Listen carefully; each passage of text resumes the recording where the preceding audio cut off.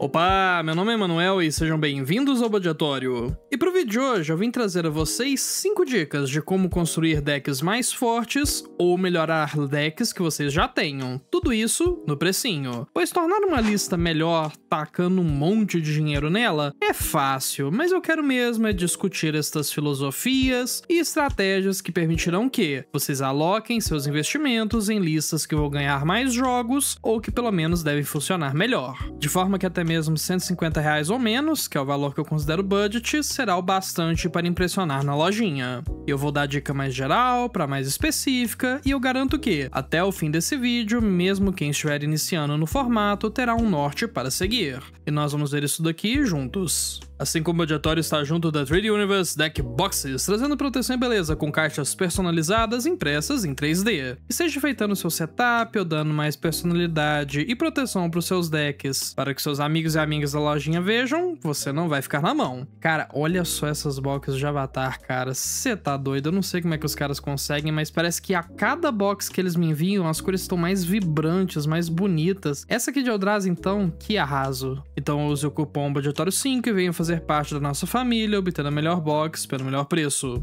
Enquanto vocês estiverem na descrição, aproveita para ajudar o canal se quiser no apoia.c/bodiatóriocmd. Eu não consigo ser enfático bastante, mas isso aqui realmente só é possível por conta da galera que apoia e que tá aí na tela. Beleza? Então beleza. E sem mais delongas, vamos passar para as dicas da vez, começando potencialmente pela mais importante, porém de certa forma mais cruel de todas. Mas que é algo que tem que ser dito, cara, até mesmo para ajudar o povo com essa questão de busca por otimização desenfreada no Commander. E a dica é que, infelizmente, nem todo deck pode ser forte de verdade mesmo, bruto, né, no Commander, sem uma pilha de dinheiro envolvida. E, bom, pode fechar o vídeo, né? O Emanuel disse que ia explicar como melhorar os decks sem gastar muito, e aí ele já vira de cara e diz que não dá. Mas calma, calma, eu prometo que eu não fiquei doido e nem tô falando abobrinha. Isso aqui é mais uma questão de medir expectativas, talvez? Pois sim, você pode fortalecer o seu pré-con, seu pet deck, coisas do tipo, e tem dicas nesse vídeo para isso. Mas o público de vídeos como esse, muitas vezes, são jogadores e jogadoras frustrados com suas listas, que acabam procurando por soluções mágicas, eu diria, de como construir decks imbatíveis, ou dicas de como melhorar os que eles já têm para passar por cima de seus grupos de jogo. E se essa é a sua expectativa, aí sim eu te digo que nem todo deck pode chegar nesse ponto sem muita grana. E eu não tô nem falando, sabe, que o deck daquela lenda meme de Portal 3 Reinos não consegue ser competitivo? Não, não. Potencialmente eu estou afirmando que o seu deck favorito da sua lenda favorita, que talvez tenha mais power creep do que deveria, não seja bom bastante para ser transformado em algo competitivo. E tá tudo bem. E assim, eu gosto de dar exemplos nesse tipo de vídeo, né? Logo para ficar mais fácil, eu farei isso.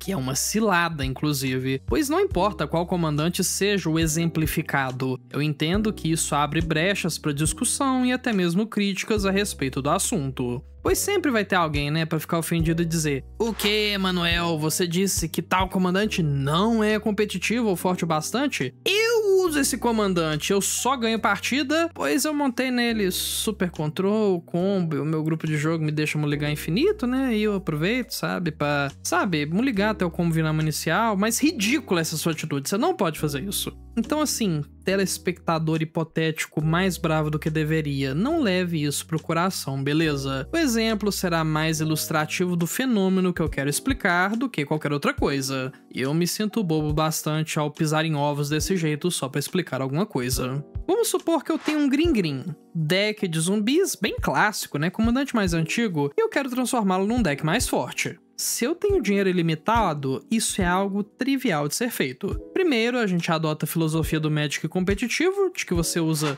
todas as Fat Lands e todas as Shock Lands, tudo isso para corrigir o nosso mana. E com as cores do deck resolvidas, aí apelamos para cartas como Mox, Monólito Sinistro e afins para dar a quantidade, o volume de mana que precisamos. Que não é muito mana, inclusive, pois esses tipos de deck vão querer abaixar ao máximo as suas curvas de mana, a fim de agir mais cedo. E quando tivermos o bastante, nós podemos focar em procurar pelas peças de combo, Geralmente esses decks costumam usar combos que naturalmente substituem os nossos zumbizinhos, pois estes são mais fracos que milar todo mundo ou dano infinito. E como nós estamos utilizando menos cards para estabelecer o nosso mana e para ganhar jogo, isso abre mais espaços para encher de interações. Um deck casual, inclusive, muitas vezes tem espaço para umas 10 interações, somando anulas, globais, pontuais. Em contrapartida, decks mais otimizados costumam ter espaços para 20, até mesmo 30 interações. Às vezes pode ser um pouquinho menos de interação, você bota uns tutores a mais ali,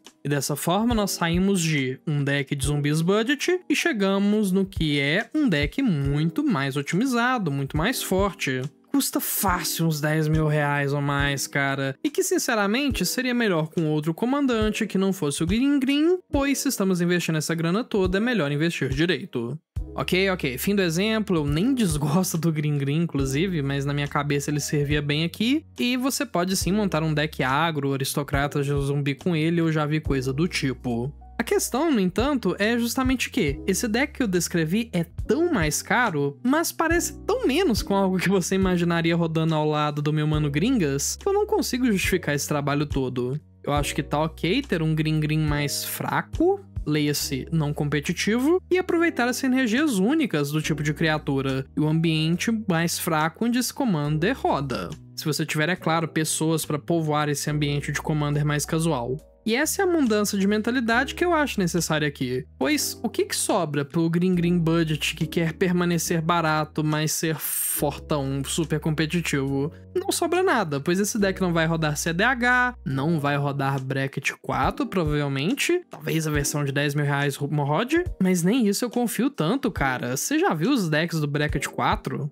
Então, pra concluir, se o seu deck não te permite, ou pelo menos incentiva, a otimização de maneira única e barata, eu não me daria o esforço necessário para torná-lo competitivo. Pois vamos lá, uma pluma otimizada, que não é um deck CDH de forma alguma, é possível que ela dê um cacete na sua lista, que gastou uma dinheirama, só que ela fez por uma fração do preço, se mantendo fiel ao que torna ela uma comandante única. Essa é a maior e mais incômoda verdade que eu quero trazer hoje e pedir que vocês entendam isso logo de cara. Talvez seja algo meio demais, eu não sei se eu tô pedindo muito, mas eu acho que é uma coisa que a gente tem que raciocinar logo de uma vez. Aí você me diz, tá, Emanuel, eu passei por uma reflexão aqui, cara, e eu acho que o meu comandante ou a minha comandante vale o esforço. Eu consigo otimizá-la, mantendo fiel ao que torna a comandante interessante, vai ficar legal. Show de bola! E é aí que nós passamos pro próximo passo, que é pensar de verdade, com carinho, na estratégia e plano de jogo do seu comandante, pois isso literalmente carrega as próximas dicas nas costas.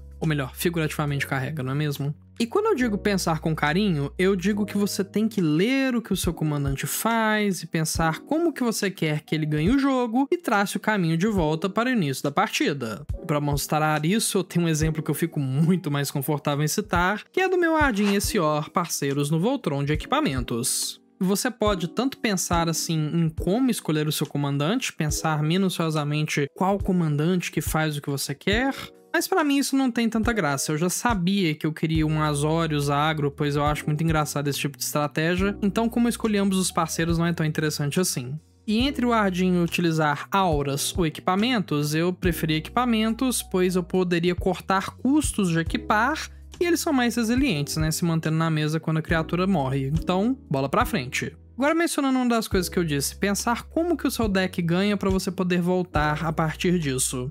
Obviamente, nesse caso, eu quero meter 21 de dano de comandante nos meus 3 oponentes, mas, com comandantes que têm 1 e 2 de poder, respectivamente, né? Essior e o Ardyn, eu já imaginei previamente que eu precisaria de uns efeitos que crescem junto da minha board, como equipamentos que aumentam o ataque da criatura equipada para cada artefato que eu controlo. Coisa que me levou a outra conclusão, pois se eu quero ter tantos efeitos que escalono, eu preciso de quantidade. Logo, compra de cards é vital aqui. Então só nessa análise preliminar nós temos que essa é uma lista de equipamentos, Voltron, que tem foco em comprar cards e escalonar o dano. Uma boa quantidade de informação só para uma primeira olhada, mas nós podemos ir além. E essa aqui é, na minha opinião, a parte que é severamente subestimada, mais pessoas deveriam fazer isso, que é a parte de montar o seu deck em torno dos seus turnos iniciais, de maneira que eles se amplifiquem e levem ao fim da partida. No caso do Ardyn e Essior, eu quero fazê-los assim que possível, né? Conjurar os comandantes. Logo, turno 2 e turno 3. Se eu gastar o meu turno 2 ou 3 rampando mana, eu não vou conseguir atingir esse objetivo, pois essas acelerações substituiriam o timing de um dos dois. Logo, outra coisa que se revelou a mim durante o estágio de deck building. É mais importante que eu tenha terrenos na lista do que pedras de mana. E assim, eu fiz. Essa lista tem 44 terrenos e mais 3 pedrinhos de mana, juntos de uns equipamentinhos que aceleram, pois estes podem entrar depois dos comandantes sem problema. E pra quem acha isso absurdo, né, 44 lands, pensa que eu peguei uma lista com 37 terrenos e 10 acelerações e transformei isso em 44 terrenos e 3 acelerações. A quantidade é a mesma, mas agora esses cards não me atrapalham mais no início da partida. 44 lands, inclusive, que entram desvirados na sua grande maioria, pois se eles entrarem virados demais, eu não consigo fazer os comandantes nos turnos corretos. O que é de boa de se fazer, tem muito terreno básico e inclusive também terrenos de utilidade, pois se a gente vai ter tantos, é melhor tirar proveito disso onde for possível. Então temos turno 1, 2 e 3 land, e isso vai permitir jogar ambos os nossos comandantes. Bacana. Mas dá pra perceber um negocinho, que no turno 3 o Essior já pode bater, e o Ardyn inclusive consegue colocar equipamentos na coruja se tiver algum na mesa. Isso me levou a aumentar a quantidade de equipamentos de custo 1 da lista, para 14 peças, o que ao muligar me deixa com quase 80% de chance de ver algum deles na minha mão inicial. E assim fazemos um destes turno 1, e os nossos efeitos que escalonam já terão mais um artefato para contar. Além de que o Essior equipado no turno 3 geralmente vai dar um pouquinho de dano a mais. E na corrida do Voltron, todo dano conta. E a essa altura do campeonato, a estratégia inicial já ficou bem definida, ao ponto que eu tive que considerar como que seria do turno 4 pra frente. E já fica aqui a minha dica pessoal, geralmente não é tão importante assim pensar do turno 4 pra frente. No caso, você não precisa de coisas tão bem definidas, né? Eu vou fazer o meu comandante turno 2 e um equipamento turno 1. Mas você pode considerar coisas como as seguintes. Enquanto encontrar 3 terrenos nos 3 primeiros turnos é relativamente fácil com tantos, por definição, encontrar o quarto land é mais dolorido. É estatística, cara, não adianta brigar. E isso me levou então a focar o grosso do meu deck nos custos 1, 2 e 3, seguindo a seguinte lógica. Se todas as minhas interações custam 2 manas, com 3 terrenos eu posso fazer um equipamentinho de custo 1 e manter 2 desvirado para um anula, pois manter os meus comandantes vivos é vital para minha lista, mesmo que o Essior proteja os dois, né? Ou vice-versa, inclusive, equipamentinho de custo 2, interação de custo 1, e se eu comprar o quarto land no turno 4 ou no 5, aí vira caso de poder fazer 2 equipamentos de custo 2, um equipamento de custo 2 e outro de custo 1, com um mana aberto ainda para interação. E de quebra eu adicionei, é claro, equipamentos que permitem comprar cards para tornar tudo muito mais fácil. De forma que podemos fazer uso inclusive daqueles equipamentos que compram e descartam, pois temos muitos terrenos para jogar fora. Gosto muito daquela Mask of the Skimmer, eu acho, que faz o efeitinho de capena que você compra, descarta e bota marcador. Isso é uma delícia, cara. Joga aquele terreno fora que você não precisa mais, só coisa boa. E desde que eu fiz essa análise toda, o meu Ardyn e Essior ganharam muito mais jogos, além de que eu te garanto que essa impressão que eu tive do deck se mantém para todos os comandantes meus que passaram por processo similar. Em resumo, analise o seu comandante, veja quais são as sinergias e como ele ganha o jogo, para que o seu early game seja planejado de forma a levar até isso. Com foco inclusive em coisas como custo de mana, onde cada carta entra na curva e nos turnos de jogo, a fim de obter os melhores resultados. E veja bem, não é que você não possa incluir cards mais caros, eu mesmo tenho alguns nesse deck do Ardyn, né, do Essior, que custam mais de 3 manas. Porém, veja se faz sentido no deck e se isso tudo contribui mesmo para o fim que a partida deve tomar. E como eu havia dito, essa dica de análise é uma das mais importantes, pois nos leva diretamente para a terceira dica, que é fazer mais com menos. No caso, mais coisas com menos mana, igual os parceirinhos e seus equipamentinhos baratos que acabavam gerando mais impacto que os equipamentos caros de mana. Um outro exemplo que eu gosto de citar isso, assim, de cabeça, é da época que eu jogava de Will Health. Mais um deck de zumbis, pois pelo visto é o que eu tô lembrando hoje. E eu queria usar todas as cartas de zumbis de muitos manas, cara, pois elas são muito maneiras. Era Tritão do Cemitério, era aquele Beholder que quando as criaturas morrem em combate, tu substitui por um zumbi. Aquilo tudo era muito legal pra mim, eu queria ter acesso a essas cartas e tá tudo bem. Porém, o deck só ia mal e mais mal, até que eventualmente eu decidi testar algo e fiz o seguinte experimento.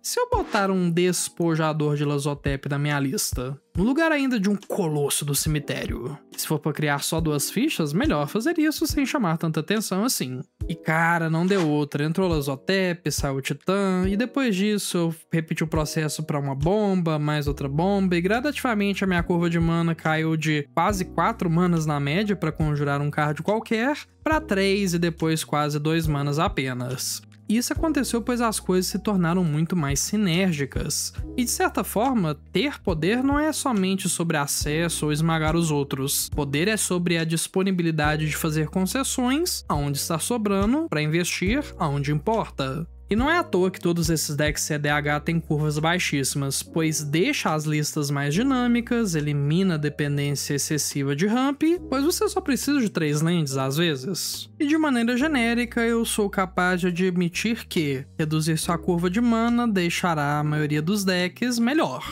E é só sucesso se o seu comandante ainda conseguir extrair o melhor, mesmo com cartas baratinhas. Mantendo ainda, quem sabe, algumas cartas de custo maior, pois decks budget às vezes precisam desses efeitos explosivos para se manter relevantes. E antes de partir para a dica final, eu quero dar uma outra dica mais mecânica do que orgânica aqui, que é: está tudo bem utilizar modelos de decks para manter um certo nível de foco no deck building.